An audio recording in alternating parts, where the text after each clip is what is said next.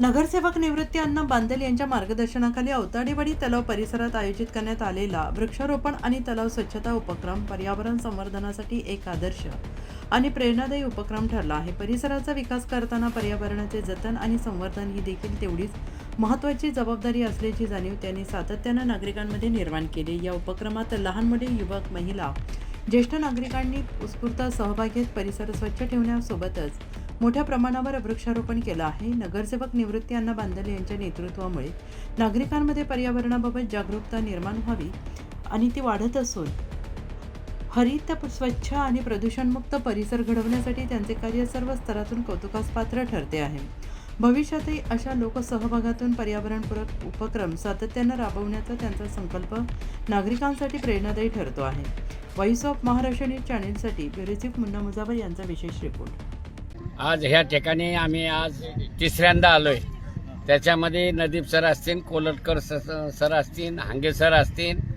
आम्ही ह्या प्रोजेक्ट करता कमिशनरला भेटलेलो आहे। आता कमिशनरला घेऊन कलेक्टरला भेटून हा जो गाळ आहे, हे ते टेकड्या आहेत, ह्या सगळ्या खाली करून ह्या गोदरेज परिणामाच्या समोर त्यांच्या सोसायटीला नाही तर उंडरी गावाला याचा फायदा होईल अशा पद्धतीने आम्ही आता सध्या आमचा विचार करतोय। आम्ही ह्या तलावाकरता 2-3 कोटी रुपये मागणी बी केलेली आहे। तसं पत्र बी दिलं आहे, आम्ही मुख्यमंत्र्याला दिलं आहे, उपमुख्यमंत्र्याला, वहिनींना दिलं आहे, कमिशनरला दिलं आहे। कमिशनर साहेबाला आता थोड्या पाण्यामुळं आपल्याला हिजेट देता येणार, त्यांच्याकडे टायमिंग कमी पडतोय। त्यामुळं ह्या दोन्ही पत्रकारांनी ह्या धरणाकरता, वडाच्यावाडीच्या धरणाकरता खऱ्या अर्थाने माझ्या खांद्याला खांदा लावून त्यांनी ही त्यांची 4थी हिजेट आज सुदल त्यांनी मला सांगितलं की आपल्याला कर्नल साहेबांनी निमंत्रण दिलं की सोसायटीतर्फे आपण झाडं लावतोय, पण हे झाडं लावत असताना थोडी झाडं मोठी पाहिजे होती। चला हरकत नाही, आपण पुढल्या शनिवारी 100 झाडं मोठी आणून त्याला 100 खड्डे करून इथं कुठेतरी आपण एक टिल्लो मोटार पाण्यामध्ये बसून लोकांना जेणेकरून लवकरात लवकर ते झाडाला पाणी देण्याचा करता जास्त तकलीफ होणार नाही, बादल्याने व्हायला नको।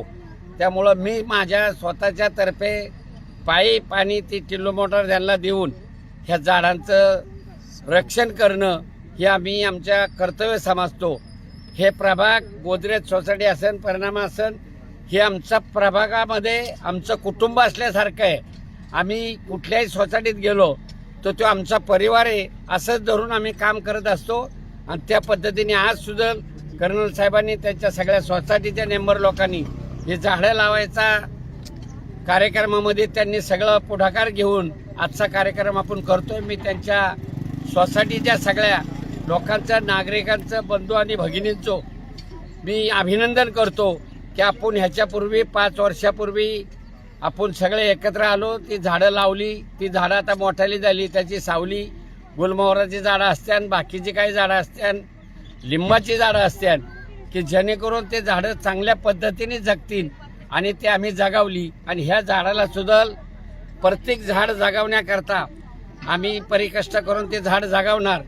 खऱ्या अर्थाने वडाचं झाड माझ्या हाताने इथं लागलंय, त्याचं सगळं जोपण करण्याची जबाबदारी मी उचलली एवढं सांगतो। पुढच्या कामाला आपण